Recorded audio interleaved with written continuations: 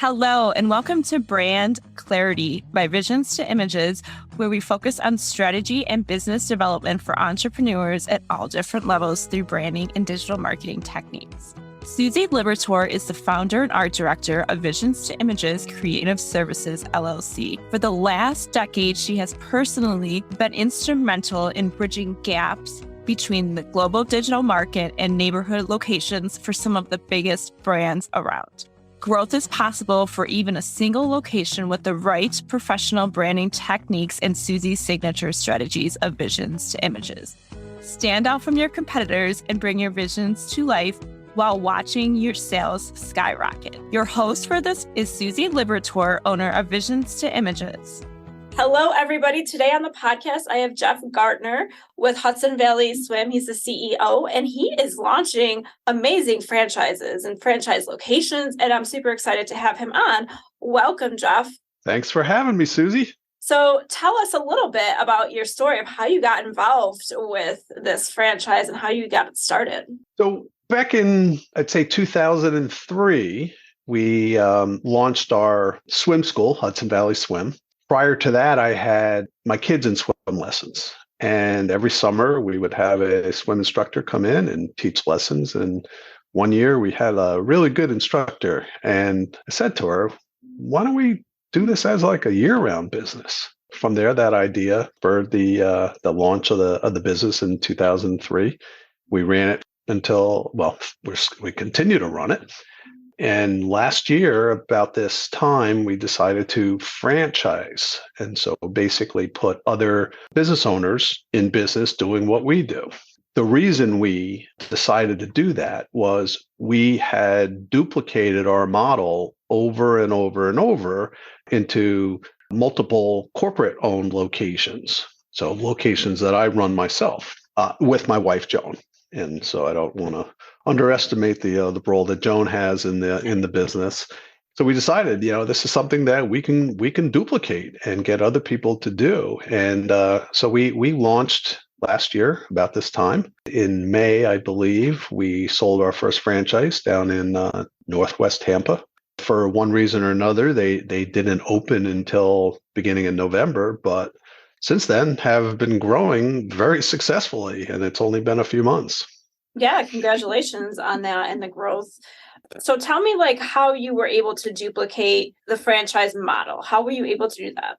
One of the things that we did years ago was to stop doing registrations manually and start using a registration system. And it took a little bit of customer training in order to get them through that mindset of sending checks or, faxing registrations in and just everything over the phone to a point where they could register online. So I launched a new website pointing to the registration system. I've used a few different registration systems over time. That was one of the ways that we were able to sort of rein in the business so that we have a consistent billing system, a consistent reporting system, a consistent class management, and so forth. And so that was one big aspect of the system. And it also reduces the amount of phone work that you have to do, the customer service side, which is an important part of the business, where we can manage our customers as opposed to managing the prospects so much. And, there's just a large volume of that. Sure. No, that makes sense. It's like you automated and have the SOPs in place, basically, and you were able to duplicate that in a sense. Yeah. And there are, we looked at various aspects of the business and said, how do I streamline this? Right. One way, for instance, insurance. Insurance took us months and months and months to get in place, and when you add like a new location, that's a pain in the butt. First of all, not every insurance company will service every state. So this one does Michigan, Nebraska and New Jersey, they're just random. Basically, we developed a master agreement with a company that is servicing all of our franchise Nice. locations and my corporate location. Yeah. We're doing that in marketing. We're doing that with payroll. We're doing that, as I said, with insurance. We have the registration system. So we broke down the business into components, and we developed master agreements with everybody. So even to the point of finding pools. We have a master agreement with Fitness International where we have access to all of the LA Fitness and eSportive brands that don't currently run a swim school. And so these are territories that are, well, they're available, but we also have already found them a pool, which streamlines the ability for a franchise owner to get up and running very quickly. That's our goal, is to get a franchise owner from the time they sign the franchise to open to be about 3 months. That's amazing. That's super quick. And it's affordable in that sense as well. I mean, there's so many franchises and people hear franchise and they think it costs so much money, right? And all of this. And I know you work with so many great providers for that. Yeah, you're absolutely right. I remember years and years and years ago looking at a Dunkin' Donuts franchise. And at the time, I believe the territory had to accommodate 6 Dunkin' Donuts. You're buying in for over $1 million. You were required to open 3 of them up. I mean, it just wasn't practical for me. I was, a small country engineer, just, making making a few bucks here and there. So I just didn't have the funds to do something like that. Right. To get into this business, it hits a lot of the points that a small business owner is looking for. So opening within 3 months. Yeah, that's check. You don't want to be carrying costs for too long before you're opening. Now you're able to get your revenue stream operating, and you're quickly able to achieve a break-even point. And that's usually in only a few months. Our Tampa location did it within 2 months, because now our operating costs, to operate a business like this is very low. You're not building a pool. The time to market of building a pool is years, and the cost of operating a pool is very expensive. You've got lifeguards, you've got chemicals, you've got electricity. I mean, so you're heating the pool, the gas costs and things like that. Well, here it's a pool rental model. You pay a rent. Let the facility owner deal with all the maintenance. Your overhead costs are payroll, rent, insurance, credit card fees, the royalty. There's a royalty to the franchise. It's designed to get you a very high profitability and to start realizing aspects of that profitability very quickly. The overall investment is low. And the best part of this business is it's one of those real feel-good businesses, because what you're doing is saving lives. That's our motto. We've trademarked that. Swim Lessons Saves Lives. Business owners are offering this community-centric service. The feedback that you get from each family, and every family has a story, and it might just be, hey, introducing the kid to the water the first time, all the way to, I've been afraid of the water for 60 years and it's time.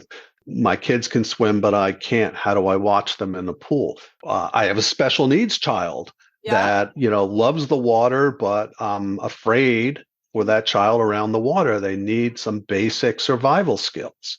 So these are all things that we do. When you come away, when you start operating this business and talking to your customers, you just get the chills when you're talking to people. You can be very, very satisfied working in this business because of the feedback that you get. Yeah, I love it. And having an autistic son, it's always hard to be able to find stuff that people get and understand, especially when it comes to swimming, because it is like a drowning concern for parents and of any child. The fact that you offer that is amazing, because there's not many places that do. And I've done my research, and it's just, they just don't understand it sometimes. Yeah, the relationship with our special needs, the relationship with the water is really amazing. It's one of those areas they just love the water so much, Oh yeah. and there's a wide variety I'm preaching to the choir here of special needs. So there's all the way from highly functional to the children that get excited about being in the water, and you really can't expect much more than that. It's an Right. activity for them. The parents often they don't even care if the kid learns how to swim. The child is just so happy being there, and they look forward to it every week. They might just be screaming in the water out of excitement, all the way to kids that learn how. They learn how to swim, but we do it in sort of a private environment for them. Right. I can see that. I can understand that. And I think that with special needs, to kind of do the swimming lessons, like you just don't know where or what's going to happen with them when you come to the pool.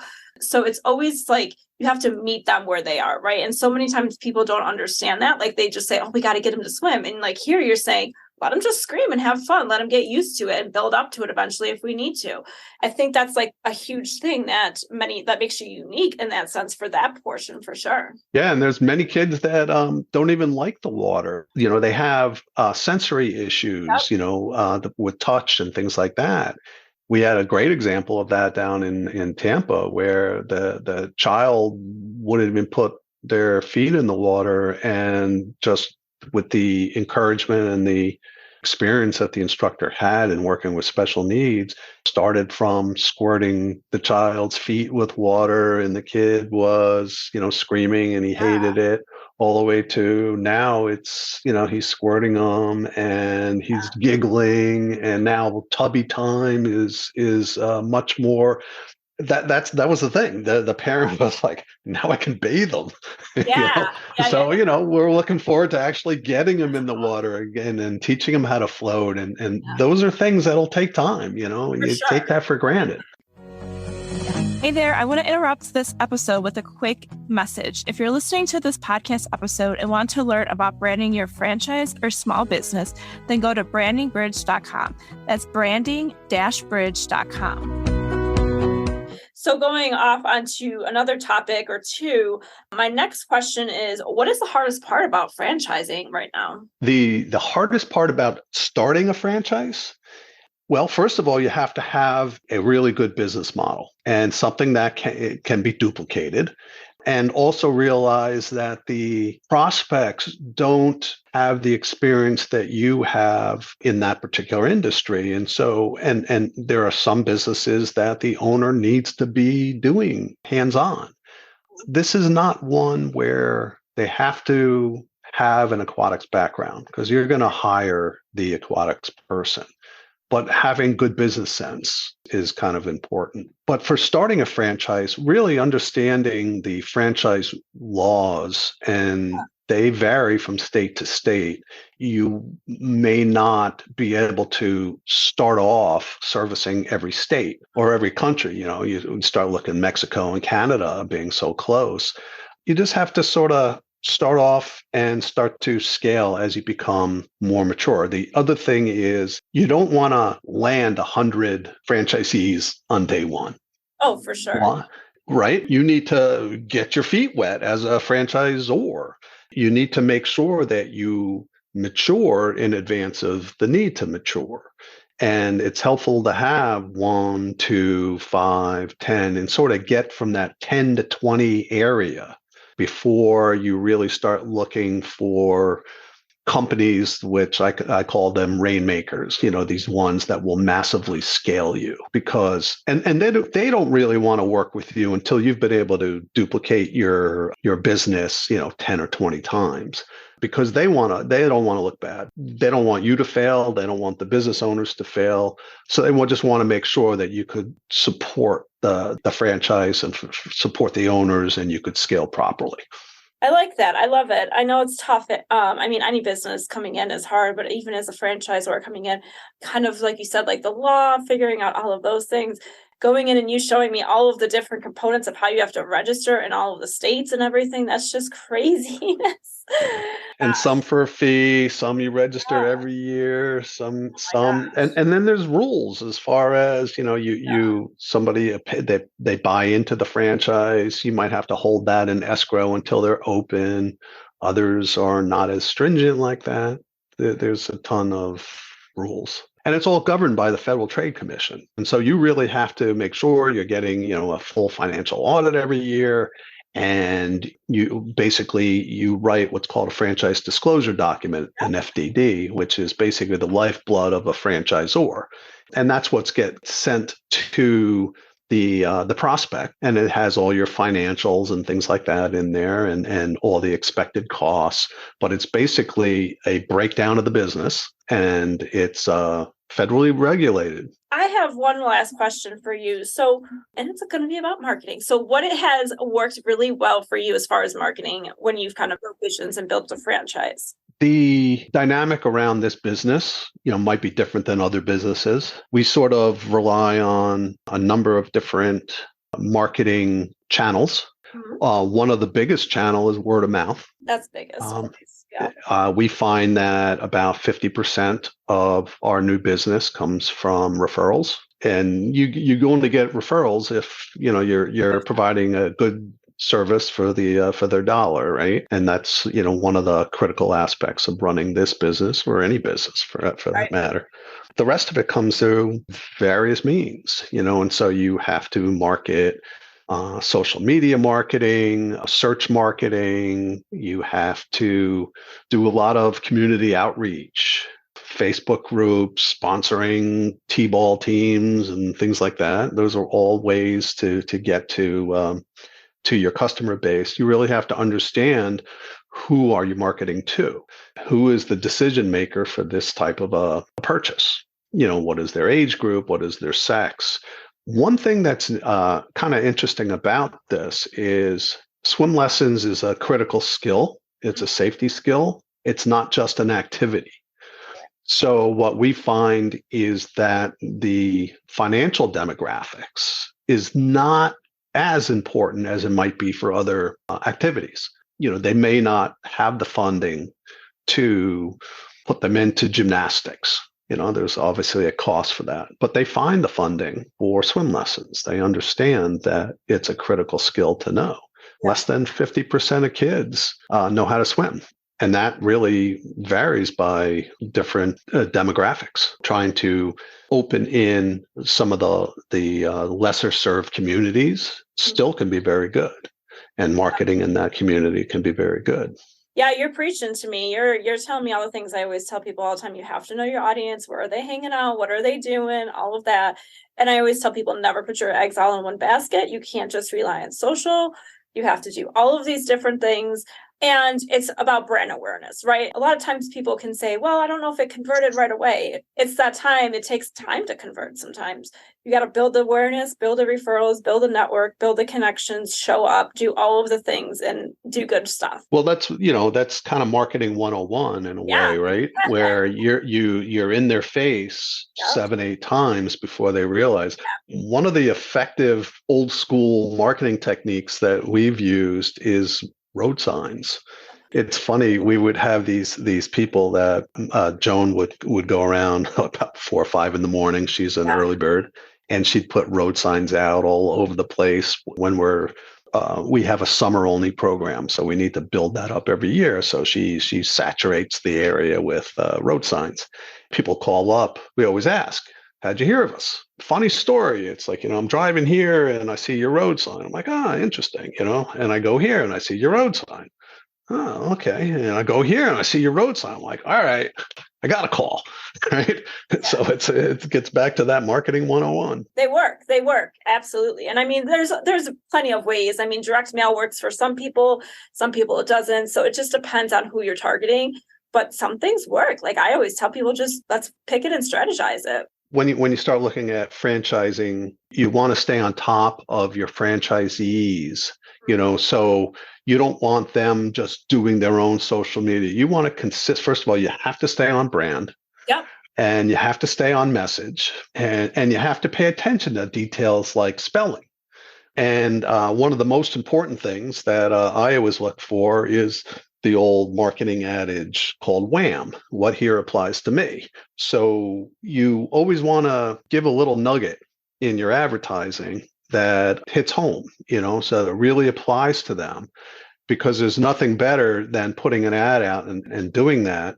And sometimes it's just visual, a video of some kid doing something spectacular, right? That applies to them, because what I'll see is, people tagging other people, or these little comments in the ad as if I'm not reading it. It's like, hey, Susie, this would be good for, little Joey. And it's so funny, and then following up. That's another thing is, so you have a lot of these channels. People send you emails, they send you texts, they send you Facebook messages and Google messages and things like that. Don't let it lie. Get back to them right away. Some call it customer service, but I just call it good business practice. If somebody is calling you or emailing you, guess what? They're also emailing your competitor down the road.